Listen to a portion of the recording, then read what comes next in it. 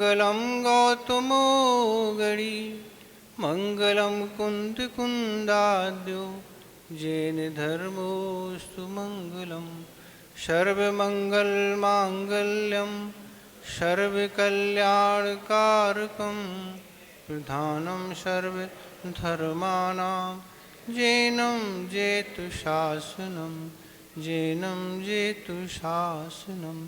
देवादिदेव 1008 श्री बासपुरनाथ भगवान की, परम पूज्य आचार्य गुरुदेव श्री विद्यासागर महाराज की, मुनि श्री विमल सागर महाराज की, 3 कमनों करोड़ महाराजों की, पूज्य मुनि श्री अनंत सागर जी महाराज की, पूज्य मुनि संघ की। आज के प्रसंग को लेके गुरुदेव ने एक लाइन कही थी कि विश्व से सारा संसार डरता है और विषय से केवल वैरागी ही डरता है। विश्व से क्या सारा संसार डरता है। खाना तो ठीक है, उसका नाम भी लेना पसंद नहीं करता है, क्योंकि उसको ज्ञात है कि विश्व से हमारे जीवन का अभाव हो जाएगा, हमारा मरण हो जाएगा और हमारे जो भी सुख हम भोग रहे हैं वे सारे छूट जाएंगे। पर विषय से डरने वाला एक वैरागी हुआ करता है, जो विषयों से अपना नाता तोड़ के उस महाव्रतों को अंगीकार कर लेता है। आज का वही प्रसंग है कि चौथे आदि कालों में लोग विरक्त हो जाते थे, संयम को अंगीकार कर लेते थे, पर चौथे काल की अपेक्षा इस काल में विचार किया जाए तो वैराग को धारण करना बहुत कठिन है। चौथे काल आदि में मोबाइल, टीवी, कंप्यूटर, तरह तरह का साहित्य और तरह तरह की इस तरह की संगतियाँ और वातावरण नहीं थी, जिस वातावरण में उसको वैराग हो जाना कोई बड़ी बात नहीं। पर आज इस दुनिया में कितने सारे साधन, कितने तरह के लोग, सब कुछ होते हुए उन विषयों से विरक्ति हो जाना बहुत कठिन बात है। ऐसी विरक्ति उन 25 भाइयों को हुई थी और ऐसी विरक्ति हुई कि गुरुदेव के चरणों में उन्होंने अपना जीवन समर्पण कर दिया। चूँकि काफ़ी बार इनका निवेदन होता था संघ में प्रवेश के लिए, पर आचार्य महाराज ने शुरुआत तो बीनाबारा क्षेत्र है वहाँ से प्रारंभ, इन लोगों की भर्ती प्रारंभ हुई थी। 2001 की जहाँ तक बात हो सकती, 2000 भी हो सकता, लास्ट भी हो सकता या शुरुआत। तो इस तरह से शुरुआत हुई थी और आचार्य महाराज ने इनकी एक ड्रेस फिक्स की थी, चोटी रखना, सर पर टोपी भी रहेगी और धोती और कुर्ता, एक साइड में गमछा, इस तरह की ये ड्रेस इन्होंने रखी। और धीरे धीरे भर्ती जैसी प्रारंभ हुई, संख्या बढ़ती गई और संख्या बढ़ने के बाद वह दीक्षा भी आचार्य महाराज ने कई बार प्रयास किया कि दें, पर युग संयोग नहीं बना। अमरकंटक में भी आचार्य महाराज ने सोचा, 2003 में रामटेक में भी सोचा, अन्य जगह नहीं होके वह तो जबलपुर तिलवारा घाट को ही ये अवसर प्रदान हुआ। आचार्य महाराज किसी को बताते तो है नहीं क्या करने वाले हैं। एक दिन शाम को देव वंदना के लिए जा रहे थे तो हम साथ में थे, तो ऐसा पूछने लगे, क्यों भैया ये सेट कब तक हो पाएगा तैयार। मैंने सोचा क्यों पूछ रहे हैं, कुछ ना कुछ कारण तो होगा, ये कब तक हो जाएगा। उनकी प्लानिंग थी कि दीक्षा करना है, और वह तो दीक्षा के 2-3 दिन पहले ही जब बुलाना प्रारंभ किया तब ही ज्ञात हुआ कि दीक्षा इनको करना है।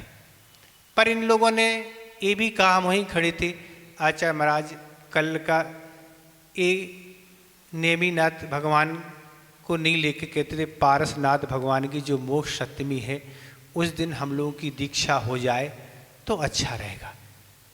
तो आचार्य महाराज नहीं, तुम तो नेमिनाथ भगवान को याद करो, बस उसी दिन दीक्षा होना है। तो आचार्य महाराज ने कोई परिवर्तन नहीं किया। तो इस तरह से जिनने जीवन में विश्वों में रह के धन का भी संचय किया, संग्रह किया, सर्विस भी की, कुछ लोग विदेश भी गए, व्यापार आदि सब कुछ किया, पर वहाँ उन्हें संतोष प्राप्त नहीं हुआ, चूँकि वही लान याद थी कि विषयों की संगति हमें दुर्गति में ले जाने वाली है। अगर हम इस संसार मार्ग में फंस गए और इस संसार में फंसते हुए फिर हमारी क्या दशा होगी, तो इस दशा को देखते हुए इन्होंने इस मार्ग को चुन लिया।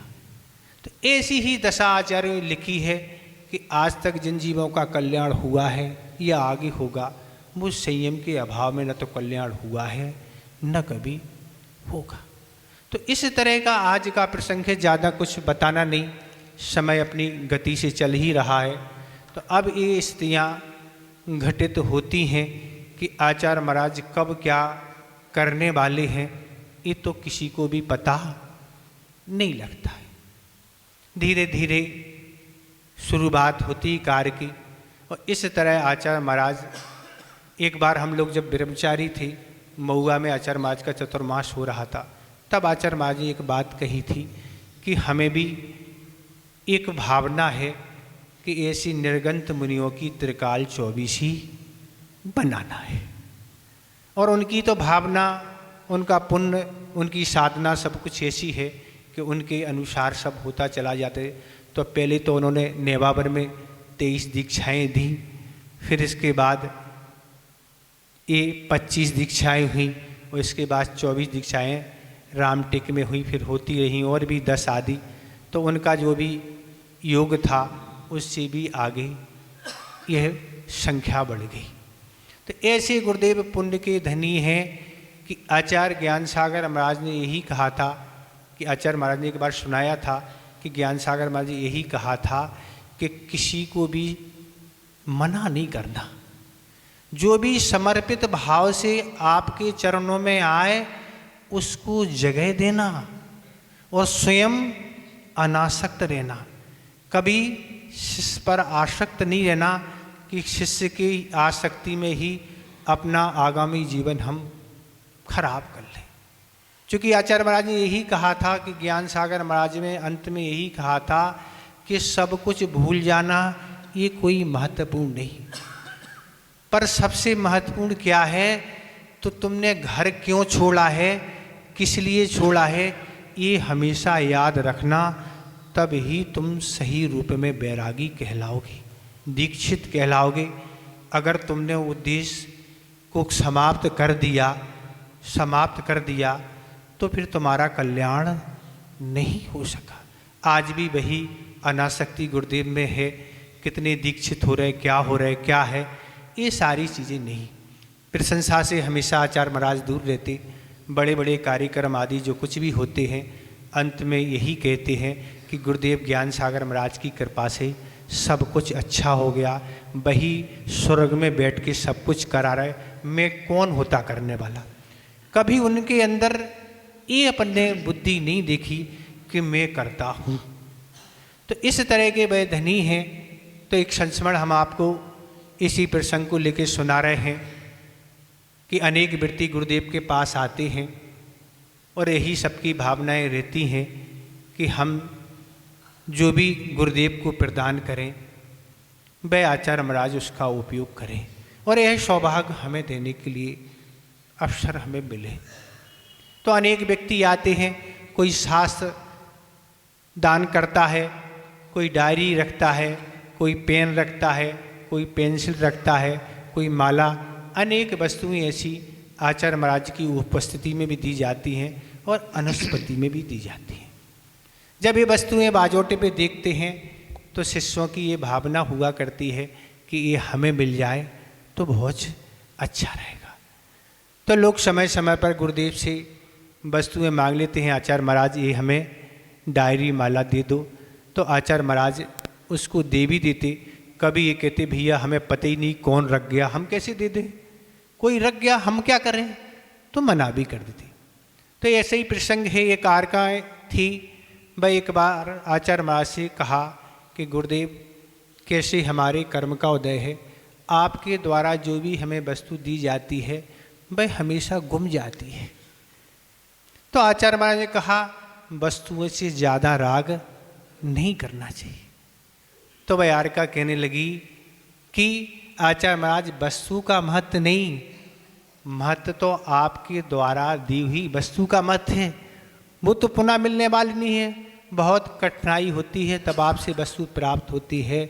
आचार्य महाराज ने यही कहा कि ठीक है वस्तुएं गुम जाती हैं, पर हमने और कुछ भी तुम्हें दिया है, उसको संभाल के रखना, वो नहीं गुम जाए।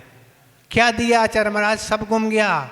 सब नहीं गुम गया, हमने तुम्हें जो महावीर दिए हैं उनको संभाल के रखना, अगर वो गुम गए तो क्या है, फिर जीवन संभलने वाला नहीं है। इन्हीं चिंताओं में तुम खोते रहे पर वस्तु में, और अपने बैराग को तुमने समाप्त कर दिया, बाहर बाहर ही व्यर्थ रह गए, तो तुम्हारा कल्याण नहीं हो सकेगा। ये आचार्य महाराज समय समय पर इस तरह के वह उपदेश दिया करते हैं कि बैरागी को तो यही है कि अपने बैराग को कायम रखे। अगर बैराग चला गया तो कुछ मतलब नहीं। आप बड़े बड़े हेलोजन हॉल में लगा लें, कमरे में लगा लें, ट्यूबलाइट लगा लें, पर अगर करंट नहीं है तो क्या होगा उनका? पंखे चलेंगे क्या? एसी चलेगा? कुछ चलने वाला नहीं है। इस तरह बैरागी का अगर बैराग चल गया तो आप कितने ही ज्ञान पढ़ लें, कितनी बड़ी बड़ी साधना कर लें, वह अपने जीवन में सफल नहीं हो सकेगा। इसी तरह आग के प्रसंग को लेके भाव सागर आपके सामने है। राजस्थान में शायद यही होंगे, पता नहीं कितने मुनि महाराज हैं, कहाँ हैं। तो इस तरह सभी ने अपने बैराग को कायम करके आगे बढ़ रहे हैं। इतने ही हम पर्याप्त समझते हैं। अहिंसा परमो धर्म की